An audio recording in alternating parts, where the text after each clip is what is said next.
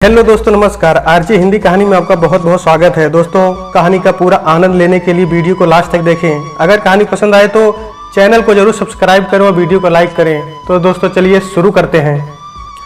आज सुमित्रा के पांव जमीन पर नहीं पड़ रहे थे। बेटा बहू को ब्याह कर घर जो लाने वाला था, बहू के स्वागत की तैयारी करते नहीं थक रही थी। बहू कहाँ बैठेगी, क्या खिलाऊंगी, कैसी लगेगी, वो वागन में चलती सोच में खोई हुई थी सुमित्रा। इकलौता बेटा है नितिन, सुमित्रा और मनोज का। अरे भाभी, आरती की थाली तो बताओ कहाँ है। अचानक देवरानी की आवाज ने उसका ध्यान भंग कर दिया। हाँ हाँ, मुझे सब याद है, लाती हूँ अभी, कहकर वो भीतर से थाली लेकर आ गई। अरे बहू, फोन बज रहा है तेरा, देख तो। लगता है नहीं बहू पहुंचने वाली है, सुमित्रा की सास ने चिल्लाते हुए उसे पुकारा। दौड़ी आई, वह मनोज का फोन था। पता चला कि बस 10 मिनट में पहुंचने वाले हैं वे लोग बहू को लेकर। उसके तो हाथ पांव फूलने लगे, समझ नहीं पा रही थी कि क्या करे। दिल था कि सीने से बाहर आने को था। जल्दी जल्दी द्वार चार की तैयारी करने लगी। बैंड बजवाया गया, घर में बाहर आने वाली थी। सुमित्रा खुशी से फूली नहीं समा रही थी। गली के नुक्कड़ से गाड़ियां आती दिखाई दी तो खुशी से उसकी आंख नम हो आई। डोली दरवाजे पर आकर रुकी तो घर की बेटियां भाभी की अगवानी करने वहीं चली गई और गाड़ी से बहू को उतारकर घर की तरफ ले आई। नेक चार के साथ बहू ने गृह प्रवेश किया। अपनी चांद सी बहू को देखते ही रह गई सुमित्रा। झट काजल का टीका लगा दिया और बहू की नजर उतार कर उसे गले से लगा लिया। उसे भीतर के कमरे में बैठाया गया। सुमित्रा ने बैठते ही बहू से कहा, बेटा तू इस घर की बहू नहीं है, बेटी है। मुझे हमेशा अपनी माँ समझना और तुझे कोई भी तकलीफ हो, परेशानी हो तो सबसे पहले अपनी माँ को यानी मुझे बताना। यह कहकर उसने बहू का दिल हमेशा के लिए जीत लिया। उसने भावुक होकर झुककर सास के पैर छूने चाहे, लेकिन उन्होंने उसे गले से लगा लिया। चल बेटा, अब तू चाहे तो चेंज कर ले और मैं कुछ खाने को लाती हूँ, फिर थोड़ा आराम कर लेना। थोड़ी देर बाद रस्में शुरू हो जाएंगी, बस 2 दिन की बात है, फिर हम दोनों फ्री। ये सुनकर बहू को बहुत अच्छा लगा, वो मुस्कुरा भर दी। 2 दिन बाद घर से मेहमान विदा हो चुके थे। अब सुमित्रा ने रागिनी को अपने पास बिठाकर कहा, रागिनी बेटा, मेरी कोई बेटी नहीं है, तू जानती है, इसलिए मैं जाने कब से एक बहू के रूप में एक बेटी की राह देख रही थी। अब तू आ गई है तो मैं अपने सारे शौक पूरे करूंगी। नए माहौल में रागिनी ज्यादा कुछ नहीं कह पाई, बस इतना ही कहा, हाँ मम्मी जी, क्यों नहीं, मैं भी आपकी बेटी ही बनकर रहूंगी। उसी दिन से सुमित्रा और रागिनी का एक साथ घूमना फिरना, पिक्चर देखना, शॉपिंग करना और कुकिंग के नए नए एक्सपेरिमेंट करना शुरू हो गया। कभी कभी रागिनी की मम्मी को भी बुला लेती सुमित्रा शॉपिंग या फिल्म देखने के लिए। रागिनी और सुमित्रा का रिश्ता माँ बेटी से भी बढ़कर हो चुका था। रागिनी ने भी कभी कोई कमी नहीं छोड़ी, सब कुछ किसी परी कथा की तरह चल रहा था। अचानक एक दिन वो हुआ जिसकी कभी कल्पना तक नहीं की थी। एक दिन नितिन की एक सड़क दुर्घटना में अचानक मृत्यु हो गई। परिवार टूट गया। रागिनी को अपने दुर्भाग्य पर यकीन ही नहीं हो रहा था, वो पागल सी हो गई। सुमित्रा और मनोज को समझ नहीं आ रहा था कि कौन किसे कैसे संभाले। सुमित्रा रागिनी के दुख के आगे अपना दुख तो जैसे भूल ही गई थी। रागिनी खुद को संभाल ही नहीं पा रही थी। माँ, मुझे भी जाना है नितिन के साथ, मैं नहीं जी पाऊंगी उसके बिना। रागिनी की हालत देखी नहीं जा रही थी। सास बहू के आंसू एक पल को भी नहीं थम रहे थे। बेचारे मनोज की हालत ऐसी हो चुकी थी कि उसे देखकर लग रहा था कि उसकी दुनिया ही उजड़ गई है। जाने वाले के साथ भला कौन गया है आज तक। किसी तरह शोक के 13 दिन बीते। आने जाने वाले अब कुछ कम हो गए थे। रागिनी भी अब कुछ संभल चुकी थी। उसे लग रहा था कि यदि वो ना संभली तो माँ पापा को कौन संभालेगा। नितिन को गए 1 महीना बीत चुका था। समय की यही अच्छी बात है कि जैसा भी हो गुजर जाता है। नितिन की कमी कभी कोई पूरी नहीं कर पाएगा, ये सब जानते थे, लेकिन देखिए कितना प्रेम करने वाला परिवार था, जहां हर कोई दूसरे की चिंता में था। सुमित्रा और मनोज ने निश्चय कर लिया था कि नितिन की बात कम से कम करेंगे और रागिनी के सामने संयत रहने की कोशिश करेंगे। कुछ दिन बाद सुमित्रा ने रागिनी से कहा, बेटा तू कुछ दिन के लिए मायके चली जा, तेरा मन बदल जाएगा। नहीं मम्मी, मैं आपको छोड़कर कहीं नहीं जाने वाली। बेटा रिवाज के हिसाब से भी तुझे जाना है तो मैं फ़ोन कर देती हूँ, वहाँ अमित आकर ले जाएगा तुझे। मैं नहीं मानती कोई रिवाज, नहीं जाना मुझे माँ। अच्छा जाकर आज ही आ जाना मेरी अच्छी बेटी। सुमित्रा ने लाड से उसे गले लगा लिया। दोनों की पलकें भीगी थी और दोनों ही उन्हें छुपा गई थी। सुमित्रा ने अमित को आने के लिए कह दिया। रागिनी गई भी और शाम होने से पहले लौट भी आई। दिन बीतते गए। एक दिन रागिनी ने सुमित्रा से कहा, मम्मी आप कहें तो मैं पापा के साथ ऑफिस संभाल लूं, काम भी सीख लूंगी। आखिर पापा अकेले सब कुछ कैसे कर पाएंगे। ठीक है बेटा, तेरा मन भी लगा रहेगा। सुमित्रा ने भी एक एनजीओ में जाना शुरू कर दिया। वहां उसे काफी ऐसी औरतें मिली जिन्होंने सुमित्रा को समझाया कि रागिनी की दूसरी शादी कर दे, अभी उसकी उम्र ही क्या है। चाहती तो थी सुमित्रा भी, लेकिन कहे कैसे रागिनी से। वो जानती थी कि रागिनी कभी नहीं मानेगी। जब वो एक दिन के लिए मायके नहीं जाती उन्हें छोड़कर, तो वो शादी के लिए तो किसी भी हाल में नहीं मानेगी। नितिन को गए 1 साल बीत चुका था, लेकिन सुमित्रा रागिनी से बात करने की हिम्मत नहीं जुटा सकी। उसने मनोज से कहा कि वही बात करे, उनकी बात रागिनी आसानी से टालेगी नहीं। उस दिन रात को खाने के समय मनोज ने हिम्मत करके कह डाला, बेटा रागिनी, तू हमारे लिए कब तक अकेलेपन को सहती रहेगी। हम चाहते हैं कि तू अपना घर बसा ले। पापा, रागिनी की आंखों में आंसू भर आए। आपने ऐसा सोच भी कैसे लिया कि मैं आपको छोड़कर चली जाऊंगी।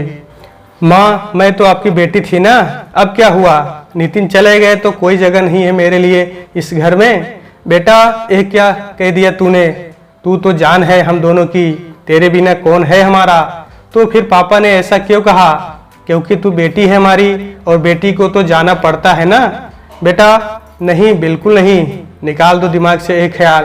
पूरा खाना खाए बिना ही रागिनी उठकर चली गई।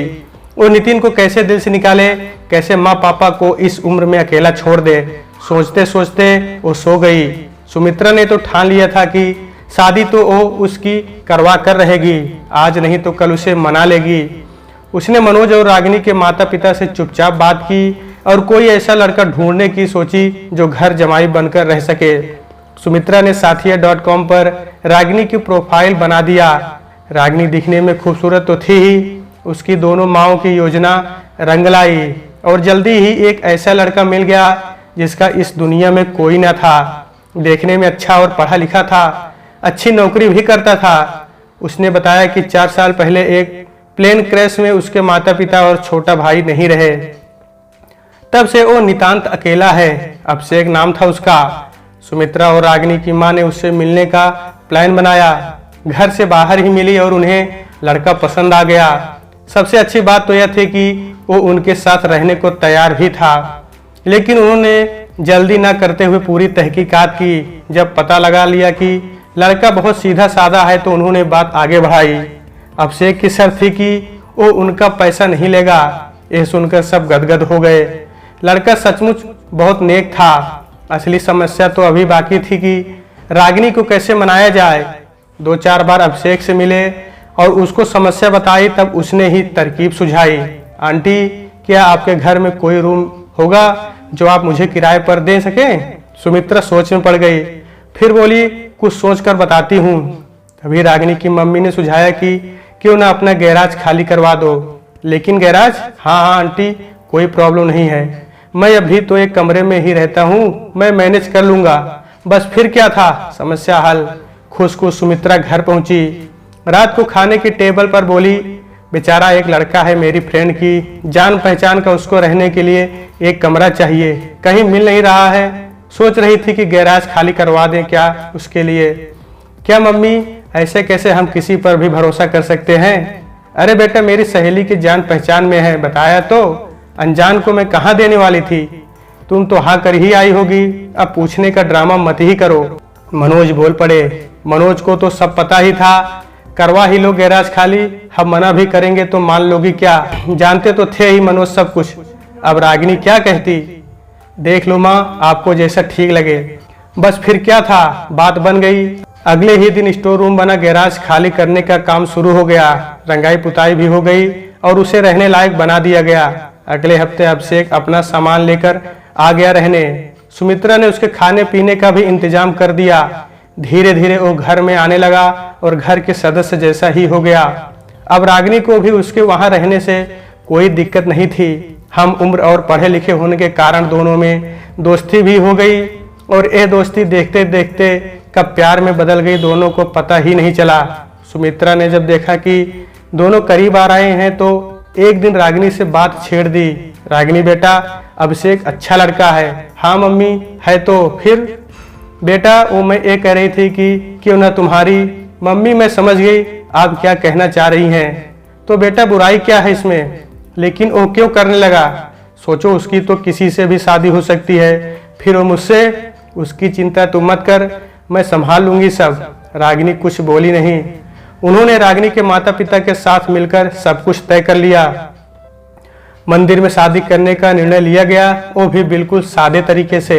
रागिनी के परिवार वाले आए थे और सुमित्रा ने नितिन की दादी और चाचा चाची को भी बुलाया था। चाचा चाची नहीं सोच के थे, इसलिए उन्होंने इस फैसले का स्वागत किया, लेकिन दादी ने काफी विरोध किया।